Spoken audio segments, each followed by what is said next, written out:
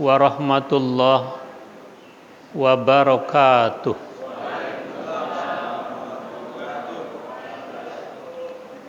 Alhamdulillah alladzi ja'ala taqwa libasa sholihin wa ja'ala dina ribatan baina qulubil muslimin. Wassalatu wassalamu ala sayyidina Muhammadin imamil muttaqin wa ala alihi wa ashabihi ajma'in, amma ba'dah. Qala ta'ala fi muhkami tanzilih, a'udzu billahi minasyaitonir rajim. Alif lam mim. Ghulibatir rum fi atnal ardi wa hum min ba'di ghalabihim sayaglibun fi bid'i sinin lillahil amru min qablu wa min ba'du fa yawma idzi yafrahul mu'minun. Shadaqallahul azim. Para alim ulama asatidzah yang kami muliakan, kami junjung tinggi fatwa dan nasihatnya. Seluruh pengurus masjid Jami Al-Dia Guru Sya'ban, pengurus yayasan, tokoh-tokoh masyarakat, bapak-bapak, ibu-ibu, pemuda-pemudi, anak-anak, remajawan, remajawati, pilih perawan kudu hati-hati. Yang insya Allah kita semua dimuliakan oleh Allah Subhanahu wa Ta'ala. Di pagi yang cukup cerah ini, kita masuki 13 Ramadan 1445 Hijriah, 1445 Hijriah. Doa dan harapan saya, moga-moga bapak-bapak, ibu-ibu, saudara sekalian seluruhnya yang hadir dalam keadaan sehat walafiat. Sehat jasmaninya, sehat rohaninya, insya Allah sehat kantonginya, sehingga kita dapat menjalankan roda kehidupan yang penuh dengan tantangan dan kesulitan ini. Sebelum saya menyampaikan materi, sekiranya bapak-bapak, ibu-ibu, anak-anak ada yang tertidur, 1, 2, 3, 4, 5 orang lah. Saya memahami, saya toleransi, dan jangan ada yang ganggu. Karena naumus shaim ibadah. Tidurnya orang puasa ibadah. Jadi jangan diganggu. Udah selesai jangan dibangunin. Ya. Dia lagi ibadah. Ya. Nggak apa-apa, saya nggak tersinggung, dapat memahami. Tapi kalau semuanya tidur, saya pulang ke rumah, saya tidur lagi. Ya. Sekarang banyak orang tidur, jadi mesti diingatkan semuanya itu. Namun ada obatnya, kata Rasul dalam matan hadisnya, likulidain dawaun. Situ hadisnya. Tiap-tiap penyakit ada obatnya. Wadawaun ngantukun jitakin. Ya. Penyakit ngantuk dijitakin sama teman sebelah. Insya Allah nggak ngantuk lagi. Bapak, ibu, saudara yang sangat saya hormati, nuansa putih masih menghiasi masjid kita ini, terutama ibu-ibu yang berkudung, yang berjilbab, yang bermukena warna putih. Izinkan sedikit akan berpantun. Putih-putih kelape puan, enggak puan kelape Bali. Terima kasih tuan dan puan, udah mau datang kemari, ya. Bunga anggrek bertahan lama, bunga dirawat juga dijaga. Sering-sering dengar nasihat ulama, ulama membawa ke pintu surga. Bapak, ibu, saudara, bila kita membuka lembaran sejarah secara cermat terkait pemeluk agama di dunia ini, kita akan berjumpa, kita akan melihat dan bergerak satu umat dari kemurnian mengamalkan agamanya menuju kepada kepalsuan saat ini. dari bersungguh-sungguh mengamalkan nilai-nilai religinya, sampai sekarang berpura-pura bahkan menjadi dangkal pemahaman agamanya. Belum lama muncul orang yang mengaku dirinya nabi di Kecamatan Jombang, Jawa Timur. Dan belum lama juga ditangkap di Sumatera Barat yang ngaku dirinya nabi. Bahkan gak jauh dari tempat kita ini pernah ada seorang perempuan mengaku dirinya nabi, tapi gak laku, ganti posisi menjadi malaikat Jibril. Bikin resah umat lingkungan, malaikat Jibril ditangkap di Polda. Jadi hanya polisi Indonesia yang paling cerdas yang bisa menangkap malaikat Jibril. Ya. Dulu kerajaan Tuhan, sekarang udah mati juga itu. Ya. Nah, karenanya itu pergerakan umat beragama tidak terkecuali umat Islam akan bergerak dari masa kesucian kepada ke masa kemunafikan. Tetapi dalam pemeluk agama Islam, Allah berjanji Allah akan mengganti kalau ada generasi yang murtad, generasi yang inkar, generasi yang hengkang kepada agama tertentu karena bujuk rayu, karena bukan keyakinan. Pada umumnya orang-orang Islam memasuk agama tertentu bukan karena keyakinan, tetapi karena perut, karena faktor ekonomi. Bisa karena tahta, harta, wanita, dan Toyota, besok masuk koran pos kota. Itu bisa hengkang dari agama tertentu. Nah, Allah berjanji di dalam Al-Maidah ayat 54. Bismillahirrahmanirrahim.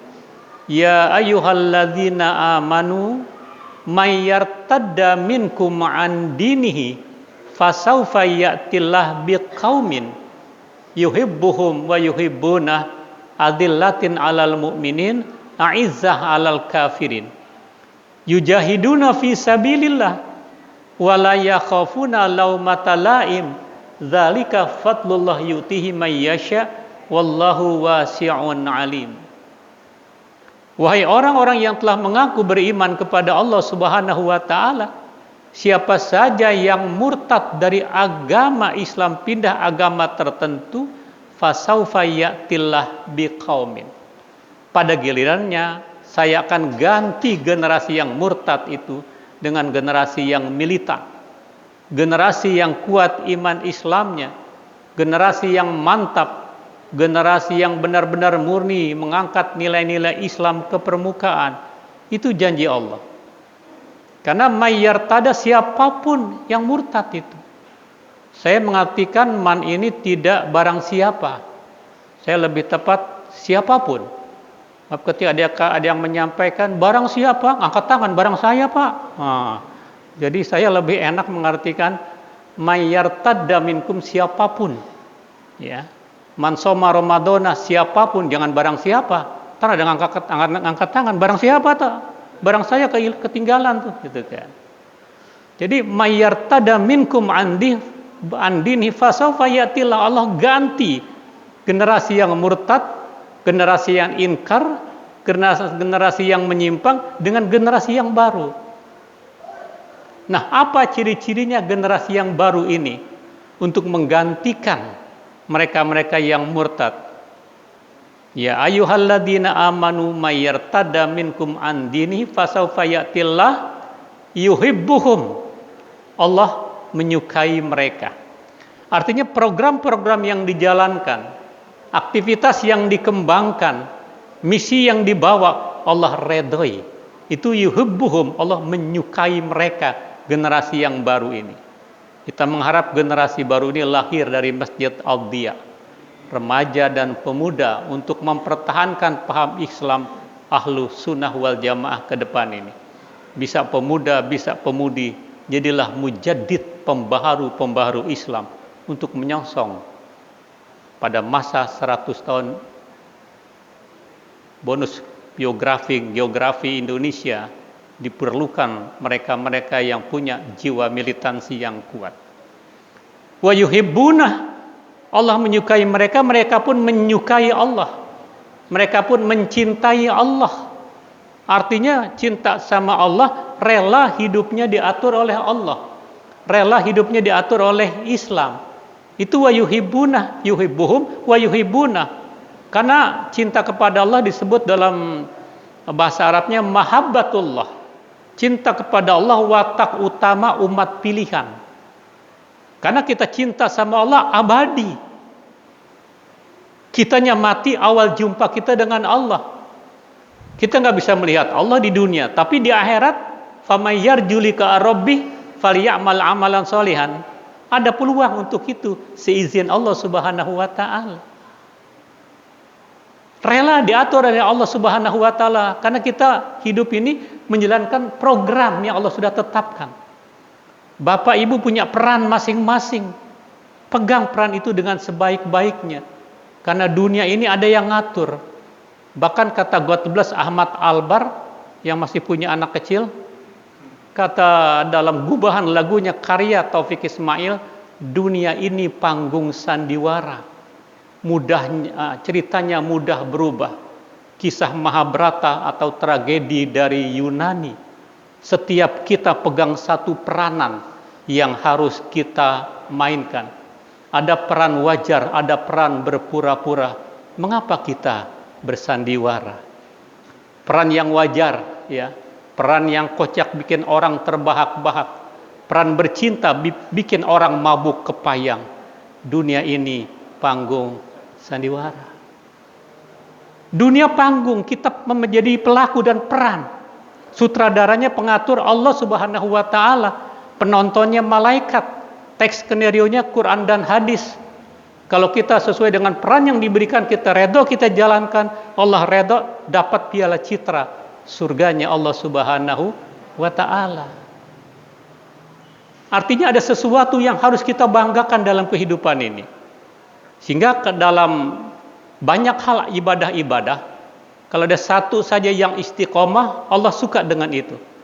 Apakah sedekahnya, apakah qobliyahnya, apakah ba'diyahnya, apakah salat sunnah rawatib atau ghairu rawatib, atau karena tilawahnya, atau karena silaturahimnya, ada satu yang kita banggakan di hadapan Allah Subhanahu wa taala. Itu bentuk rela kita diatur oleh Allah. Contoh di zaman dahulu, sebelum peperangan Uhud terjadi, ada dua orang sahabat. Pertama bernama Abdullah bin Jahas, yang kedua Sa'ad bin Abi Waqqas. Sa'ad bin Abi Waqqas konon makamnya ada di Guangzhou, ya.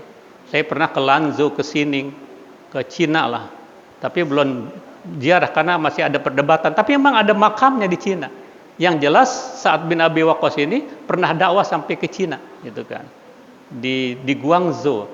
Kalau di Lanzhou itu 85% penduduknya home industry, orang Islam semuanya, yang bikin mukena, yang bikin jilbab, yang bikin sejadah, yang dijual di tanah-tanah suci itu.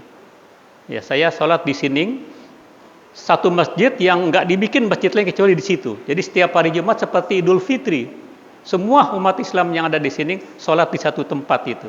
Jadi suasananya seperti Idul Fitri dan saya menyaksikan itu. Nah, Sa'ad bin Abi Waqqas ini duduk bersama Abdullah bin Jahas. Kata Abdullah, ya akhi Sa'ad, mari sama-sama kita berdoa sebelum terjadi peperangan Uhud esok. Baik, di antara kita saling mengaminkan. Silakan, siapa duluan? Saya duluan lah. Kata Sa'ad, ya Allah, esok akan terjadi peperangan Uhud. Berikan saya lawan tanding yang hebat. Dengan sekuat tenaga dia berusaha membunuh saya. Tapi beri saya kemampuan untuk meladeni itu. Agar saya dapat memusnahkan, membunuh orang kafir dalam peperangan Uhud besok. Maka diaminkan oleh Abdullah bin Jahas. Amin. Giliran Abdullah bin Jahas, ya Allah, besok terjadi peperangan Uhud. Berikan pula saya lawan tanding yang hebat, musuh yang menggebu dengan hawa nafsunya membunuh saya. Dan berikan saya kekuatan untuk meladeni keperkasaan orang kafir. Tapi pada akhirnya tentukan ya Rabb, saya mati jihad di medan laga. Biarlah dia dapat memutuskan hidung saya dan telinga saya. Sehingga pada saat saya berhadapan denganmu, di mahkamah Allah Subhanahu wa ta'ala, Ya Abdullah bin Jahas, kemana telingamu? Kemana hidungmu? Padahal Allah tahu. Tapi itu yang saya banggakan. Ini buntung, ini cepat lepas dari diri saya karena saya membela agamamu. Itu yang saya banggakan. Amin, kata Sa'ad. Terjadi peperangan Uhud esoknya itu. Dan di dalam bulan Ramadan juga itu. Akhirnya pertempuran yang sangat dahsyat. Karena ada pasukan-pasukan yang sudah meninggalkan instruksi dari Rasulullah. Pemanah jangan bergeser dari tempatnya. Apapun yang terjadi. Babak pertama menang. Sampai Sa'ad bin Abi Waqqas, doanya yang paling hebat diterima oleh Allah. Dia dapat menebas orang-orang kafir. Tapi Abdullah bin Jahas juga, dia hebat luar biasa. Dua-dua doanya diterima. Dia mati gugur sebagai syuhada. Kupingnya pun lepas, hidungnya pun copot. Maka itu dipintal dengan benang. Dan sampai ketika tahun 1976, ketika Uhud itu ada mengalami kebenturan, ke longsor tanahnya, itu masih terlihat Abdullah bin Jahas, Ibnu Abbas, makam padahal sudah ratusan tahun itu kan. Itulah para syuhada, dan itu yang dibanggakan di hadapan Allah Subhanahu wa taala. Nah, sekarang kita dalam peran lain apapun itu, yang penting istiqomah walaupun hanya satu. Karena orang-orang yang istiqomah, malaikat akan turun kepada kita menjelang ajal dijemput. Menjelang ajal menjemput kita. Seraya berkata, Allah takhafu wa la tahzanu wa abshiru bil jannati allati kuntum tu'adun. Wahai orang yang akan meninggal dunia, jangan takut, jangan sedih menghadapi kematian. Tapi giranglah, karena surga sudah disiapkan buat kamu. Nah, itu maknanya yuhibbuhum wa yuhibbuna. Ciri yang kedua, adzillah 'alal mu'minin. Adzillah ini lemah lembut, tunduk, tawadu sesama muslim. Kita seharusnya akrab sesama muslim. Dari paham apapun dia, selama tidak sesat ajarannya. Seolah organisasinya boleh berbeda, semuanya sama paham Ahlussunnah wal Jamaah di Indonesia ini. Apakah Muhammadiyah, Nahdlatul Ulama, Persis, Wasliyah, PUI, kemudian lagi Tarbiyah, itu semuanya Ahlussunnah wal Jamaah. Semuanya sama. Kalau beda kunut, itu namanya cabang.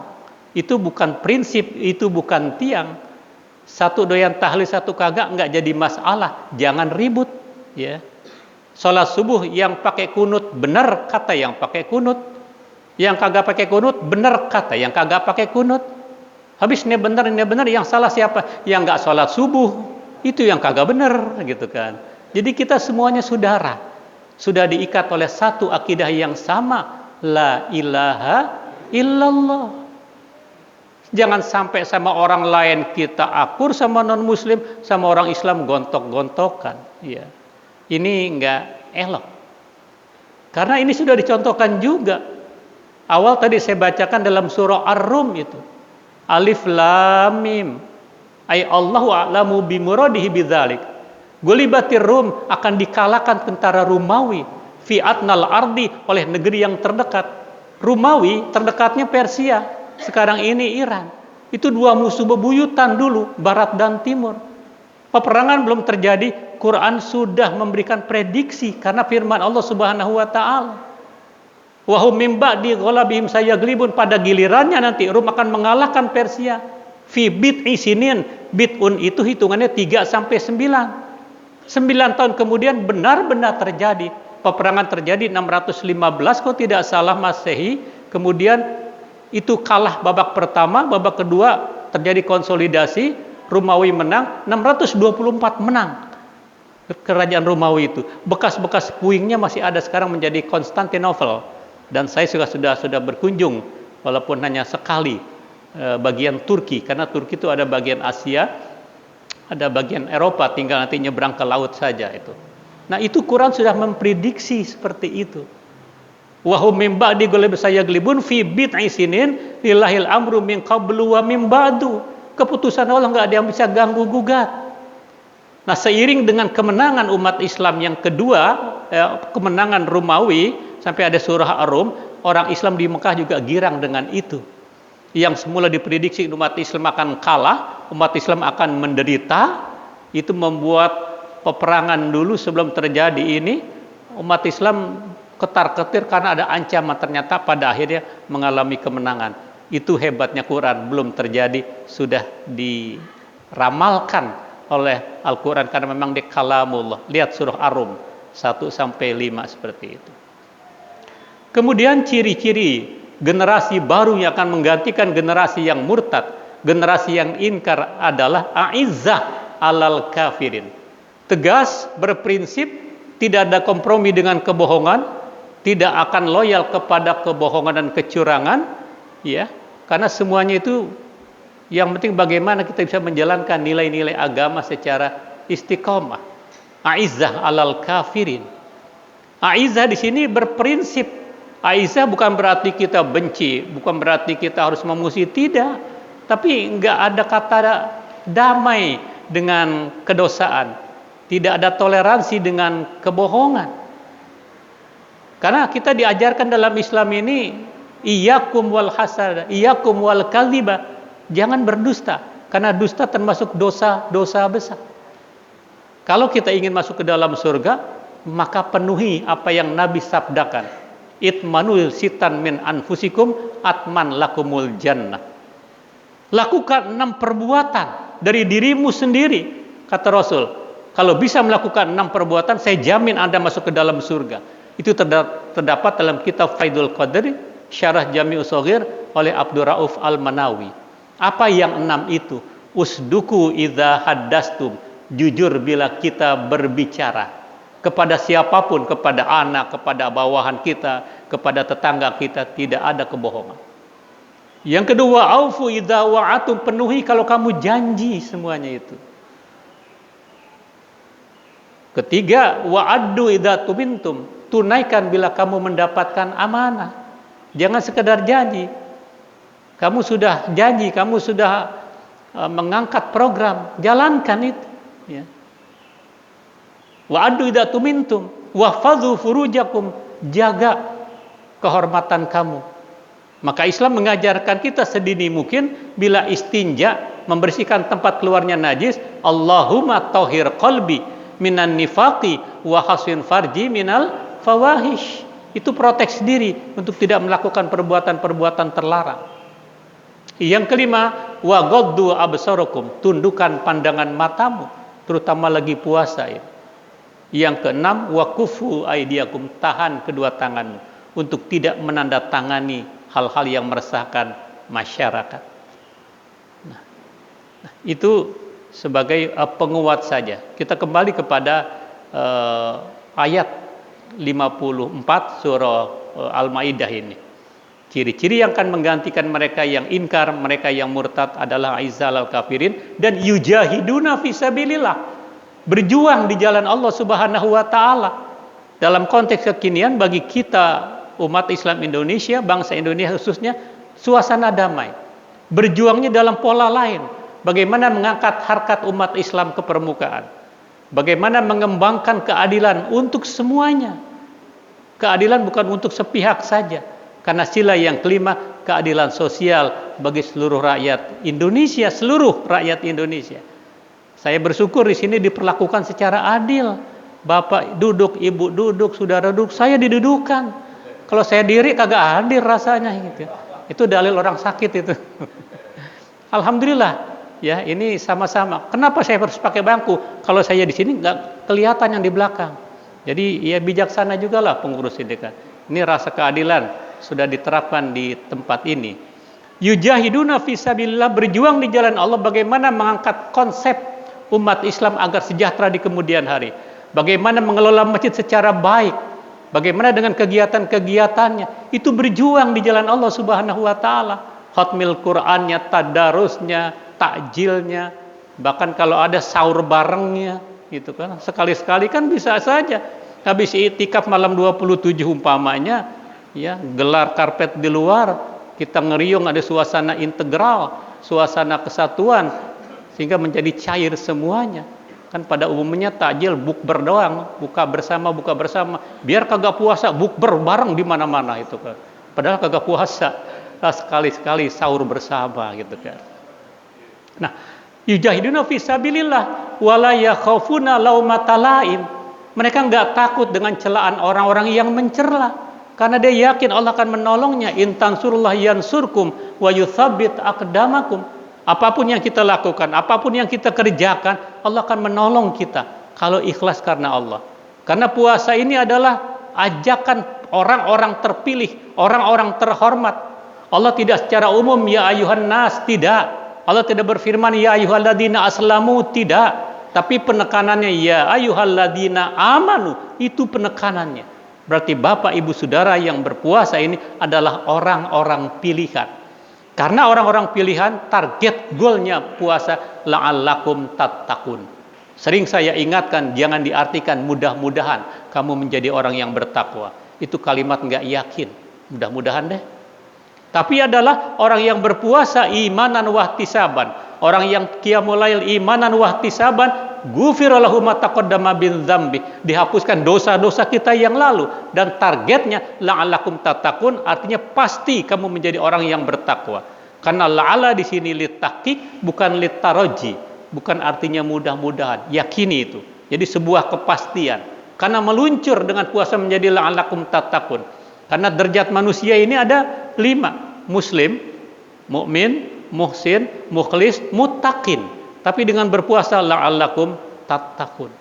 Itu yang harus kita yakini, yang harus kita jaga dengan sebaik-baiknya. Dzalika fadlullah yu'tihi man yasha. Itulah karunia Allah Subhanahu wa taala yang diberikan kepada siapa saja yang Allah kehendaki. Wallahu wasi'un alim. Allah sangat luas lagi mengetahui segala derap langkah kita. Sekedar ini yang dapat saya sampaikan. Semoga Bapak Ibu Saudara sekalian dimudahkan segala urusannya, keberkahan, kesehatan selalu membersamai kita, dan sisa-sisa Ramadan bulan suci ini kita gunakan untuk bermunajat, untuk berdoa agar Allah hindarkan kita dari konflik internal, konflik rumah tangga, konflik kampung, konflik masjid, dan konflik bangsa ini. Apalagi Indonesia terlalu seksi di mata dunia, banyak yang ingin mencaplok Indonesia. Jadi karenanya kita mohon kepada Allah dijaga keutuhan bangsa kita, dijaga keberkahan bangsa kita, tapi singkirkan orang-orang yang bohong, singkirkan orang-orang yang munafik. Ya, mudah-mudahan juga mereka mendapatkan hidayah taufik dari Allah Subhanahu wa taala hingga menyadari berbagai macam kekeliruannya. Wa mat taufiqi illa billah alaihi tawakkaltu wa ilaihi unib. Nasrun minallah wa fathun qarib wa basyiril mu'minin billahi fisabilil haq wallahul muwaffiq ila qawmit thariq. Assalamualaikum warahmatullahi wabarakatuh.